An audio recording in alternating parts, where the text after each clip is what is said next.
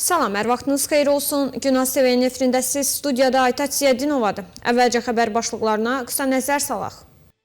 İndi isə daha ətraflı. Türkiyənin Müdafiə Nazirliyinə məxsus C-130 tipli hərbi yük təyyarəsi Gürcüstan ərazisində qəzaya uğrayıb. Türkiyənin Daxili İşlər Naziri Ali Yerlikaya hadisə ilə bağlı dərin kədərini ifadə edib və axtarış xilasetmə işlərinin davam etdiyini bildirib.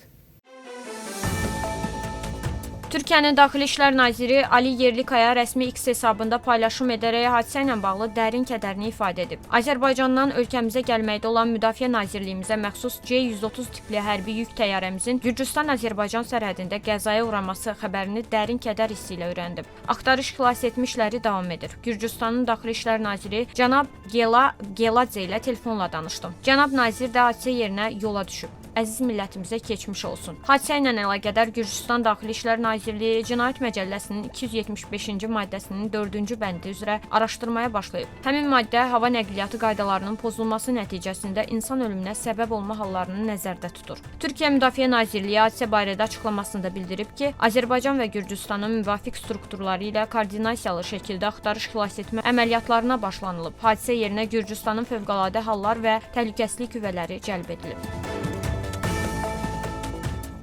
Azərbaycanın Fövqəladə Hallar Naziri Kəmaləddin Heydərov Gürcüstanda qəzaya uğrayan Türkiyə Hərbi Hava Qüvvələrinə məxsus C-130 təyyarəsində həlak olanlarla bağlı qardaş Türkiyəyə başsağlığı verib. Nazir bildirib ki, Fövqəladə Hallar Nazirliyinin xilasetmə qüvvələri Prezident İlham Əliyevin tapşırığına əsasən sərhəddə tam hazır vəziyyətdədir. Türkiyə və Gürcüstan tərəfləri ilə əlaqələr davam etdirilir.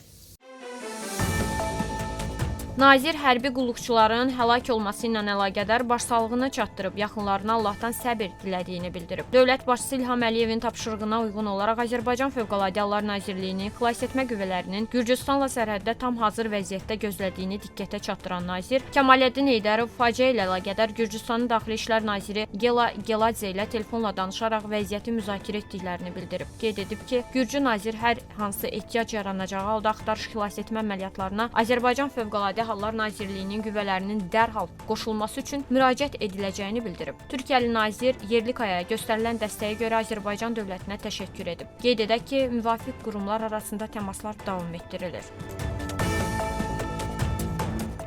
Gürcüstan ərazisində qəzaya uğrayan Türkiyə Hərbi Hava Qüvvələrinə məxsus C-130 tipli hərbi yük təyyarəsində həlak olan 20 hərbiçidən 18-nin nəşi tapılıb. Bu barədə Gürcüstanın Daxili İşlər Naziri Geladze məlumat verib. Bildirilib ki, digər iki hərbiçinin nəşinin axtarılması yönündə işlər davam etdirilir. Qeyd edək ki, Gürcüstan ərazisində qəzaya uğrayan Türkiyə Hərbi Hava Qüvvələrinə məxsus C-130 tipli hərbi nəqliyyat təyyarəsindəki heyətin bütün üzvləri həlak olub. Təyyarənin qalıqları Xulagiri monastırının yaxınlığındakı dik yamaclara səpələnib və ilk dəfə yerli sakinlər tərəfindən aşkar edilib. Bundan başqa Gürcüstanda mümkün aviasiya təhlükəsizliyi pozuntusu ilə bağlı cinayət işi başlanıb. İşlər Türkiyə və Azərbaycanın birbaşa dəstəyi ilə koordinasiyalı şəkildə həyata keçirilir. Bugün səhər saatlarında Şərqi Azərbaycan əyalətinin Sosial Rifah Təşkilatının işçiləri əyalətin 3 şəhərində etiraz eyləmi keçiriblər. Bu haqda yerli mənbələr məlumat yayıb. Məlumata görə eyləmə təşkilatın Təbriz, Mərənd və Bostanabad şəhərlərindəki mərkəzlərin qarşısında keçirilib. Mərkəzlərin qarşısına toplaşan işçilər əmək haqlarının ödənilməməsinə və artırılmamasına etiraz ediblər. Əllərində plakatlar qaldıran narazılar hökumətin iş təzminatı, sığorta və işlərin dərəcələnməsi sahəsindəki ədalətsiz siyasətini tənqid ediblər. Bir neçə əyalətdə keçirilən əməliyyatlar nəticəsində ABŞ və İsrailə casusluq edən şəbəkə ifşa olunub və bir neçə nəfər saxlanılıb. Bununla bağlı İran mediası Sepahın kəşfiyyat bölməsinə istinadən məlumat yayıb. İsrail İranla son müharibəsindəki uğursuzluğundan sonraki ölkədə təhlükəsizliyi pozmaq üçün İranın bir sıra əyalətlərində casus şəbəkəsi yaradıb. Sepahın bəyanatında bildirilib. Saxlanılanların sayı, onların kimliyi və ya saxlanıldıqları dəqiq yer və ya tarix barədə məlumat verilməyib. Qeyd edək ki, 12 günlük İran-İsrail qarşıdurmasından sonra İranda minlərlə şəxs həbs edilib. Onların bəziləri barəsində İsrailə casusluq ithamı irəli sürülüb. Serbiya prezidenti Aleksandr Vučić hesab edir ki, Avropa ölkələri Rusiya ilə mümkün hərbi toqquşmaya hazırlaşır. Bu barədə Vučić Pink TV telekanalına müsahibəsində bildirib.